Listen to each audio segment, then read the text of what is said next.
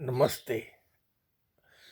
आज मैंने सोचा कि मैं हिंदी में बात करूं। वैसे तो मेरा माइंड जो है इंग्लिश में ही चलता है। जो मैं सोचता हूँ, जो मैं एक्सप्रेस करता हूँ, सब कुछ इंग्लिश में ही करता हूँ।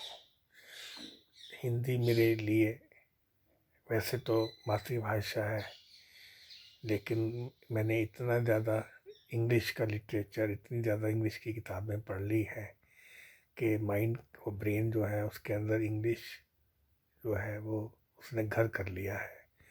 तो जब भी मैं अपने आप को एक्सप्रेस करने की कोशिश भी करता हूँ तो अंग्रेजी में ही कर पाता हूँ।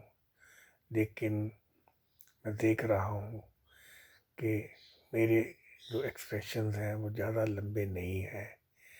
मैं कुछ अगर बात करना भी चाहता हूँ तो मैं 1 मिनट या 1.5 या 2 मिनट के बाद मैं रुक जाता हूँ कि आगे क्या बोलूँ। माइंड जो है वो एग्जॉस्ट हो जाता है। तो फिर आज मैंने एक वीडियो देखा, एक 80 साल का अंग्रेजी बुजुर्ग जो अपना वीडियो डाल रहा है, अपनी लाइफ के बारे में बता रहा है और नौजवानों को मोटिवेट कर रहा है। तो उसने मुझे भी इंस्पायर किया कि मैं भी अपना अपनी जो 60-65 साल की मेरी उम्र हो गई है, मैंने जो भी सीखा है उसका आप लोगों के साथ चर्चा करूं और शेयर करूं। और अगर अगर हो सके तो मैं कुछ मार्गदर्शन भी कर सकता हूं, क्योंकि मैंने ज़िंदगी को बहुत गहराई से देखा है। अ, मैं अपनी ज़िंदगी के बारे में थोड़े से आपसे बताता हूँ। जब मैं बहुत बच्चा था, जवान था, यंग था, उस वक्त मेरे पिताजी बीमार हो गए और मैं अभी 8वीं कक्षा का विद्यार्थी था। मेरे मदर जो है, माता जी हैं, वो भी इतनी ज़्यादा बढ़िया बैकग्राउंड से नहीं है, एक गरीब परिवार की औरत है। तो उनकी भी मानसिक जो स्टेटस था उतना ज़्यादा नहीं था कि वो हम लोगों को, बस सारे बच्चों को मार्गदर्शन कर सकें। पिताजी के बीमार होने के बाद अपना घर का जो बड़ा बेटा मैं ही था, तो मैंने ही अपना, मुझे भी उस वक्त इंटरनेट नहीं था और उस वक्त इतनी ज़्यादा जानकारी जितनी आज के युग में बच्चों को है उस युग में नहीं थी। मैं बात कर रहा हूँ अप्रोक्सीमेटली 70 के दशक की। मेरा जन्म 59 में, 59 में हुआ है। उस वक्त इंटरनेट नहीं था और अभी मैं 8वीं 9वीं कक्षा में पढ़ता था। तो उस वक्त इतना ज़्यादा एक्सपोजर नहीं था मेरे को।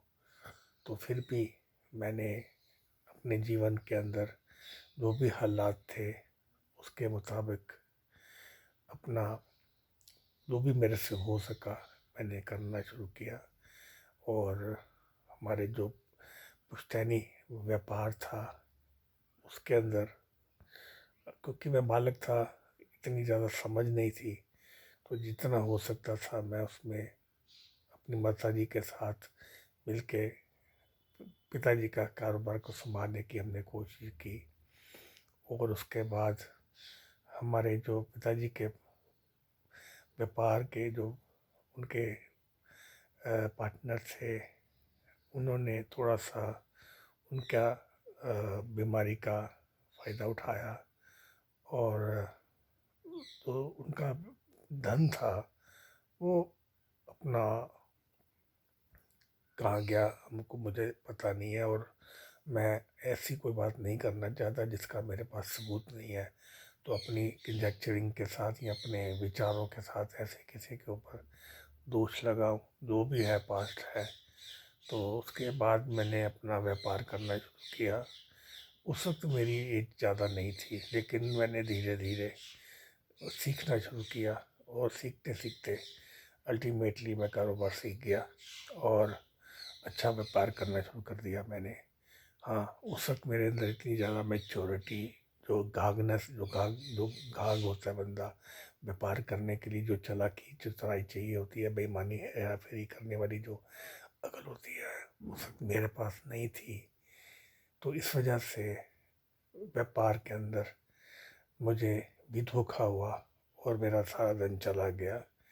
और उस वक़्त व्यापार बहुत बढ़िया था। तो उसके बाद फिर पिताजी अभी भी बीमार चल रहे थे और हम लोग उनकी बीमारी के लिए अपना भाग रहे थे इधर-उधर। तो उसकी लंबी कहानियाँ हैं, उसको फिर आगे मैं चर्चा करूँगा। अभी आज के लिए काफ़ी इतना। ओके, धन्यवाद।